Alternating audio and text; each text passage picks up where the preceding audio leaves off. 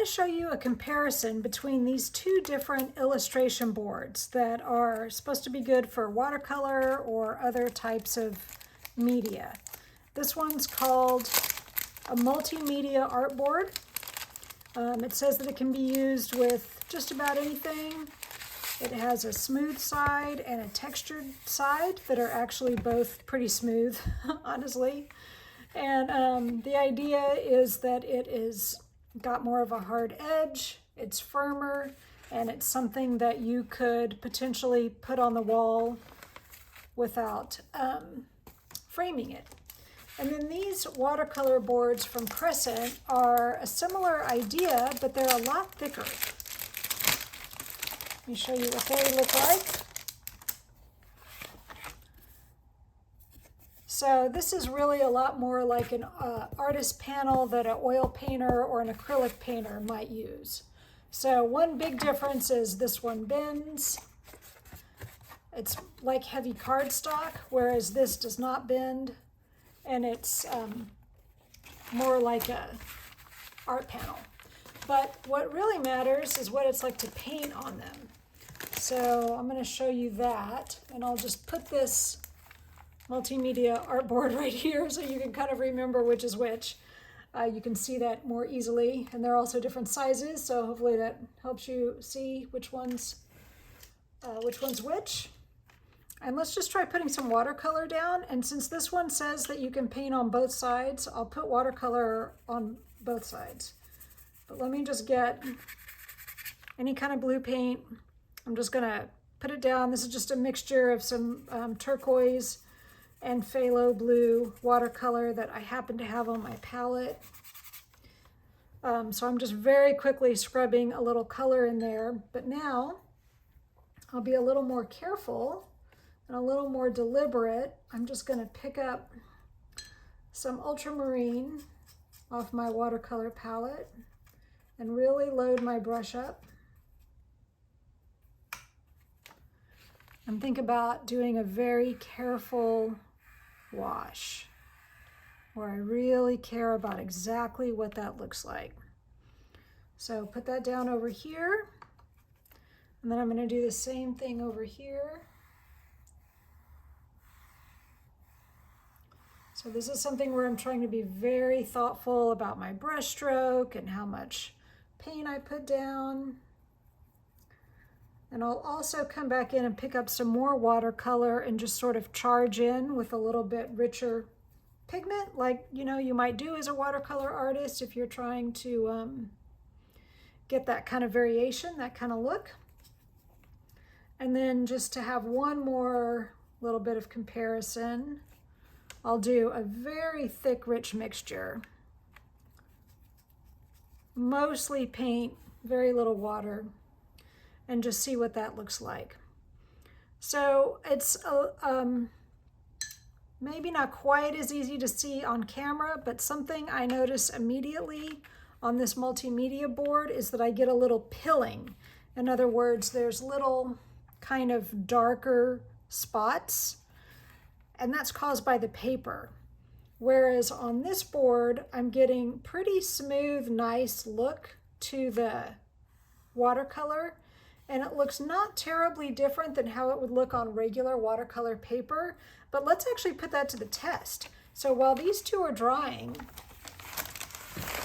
I want to show you on some really nice, this is nice Fabriano watercolor paper. It's not the highest watercolor paper, but it's quite good. And it's also hot press, so it's comparable to what we were just looking at, because those illustration boards are smooth. So once again, I'm just gonna do a quick little wash of turquoise, and then I'm gonna get some ultramarine and put down a watery, like a careful watery wash of ultramarine, where I'm sort of going slowly and just trying to get something very carefully down. And then I'll also do a very rich mixture of ultramarine, super dark. And this is kind of already dried a little bit, but let me just drop in, come charging in with a little bit just to get that kind of sense of blending, wet into wet blending on this paper before it's totally dry. So now what I can really pretty easily see, I'm gonna slide this over. So here's the good watercolor paper. Here's the illustration board, which honestly looks kind of terrible. Like there's feathering and bleeding around the edges. There's this very mottled, spotty look. This does not look great. If I was doing watercolor on this, I'd be pretty unhappy. And then here is the Crescent watercolor board, which looks pretty good, but not as good as this Fabriano watercolor paper. Like I can see a little bit of pilling, these dark blue dots, and you see none of that on this nice Fabriano paper. So I'm still waiting for this to dry just a tiny bit, but while it is, I want to show what gouache can look like. So now I'm going to take, I've got a little turquoise gouache. I'm trying to keep them within the same colors, just, you know, I don't know, just in case the pigments make a difference. But now I'm going to get a gouache mixture that's pretty rich and thick and creamy, but still somewhat watery, like a, you know, an early layer of, oops, an early layer of gouache that you might put down. You know, a first layer might be a bit watery, and then you'd go thicker on top. Maybe if you're a gouache painter, you probably, that sounds kind of familiar to you. So I've put those down, and now I'll come back. I'm going to get just a little bit smaller brush just so it's easier to handle. I'm going to come back with as just about as thick and opaque a layer of gouache as, oops, maybe that's a little too dry. I'm going to really load up my brush here and try to get a good, yeah, a good thick, rich layer of gouache down there. And I'll put one here.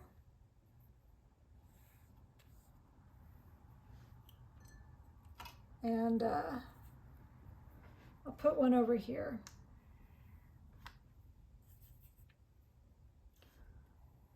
So I would say that this multimedia artboard, while it's not great for watercolor, it's kind of okay for gouache.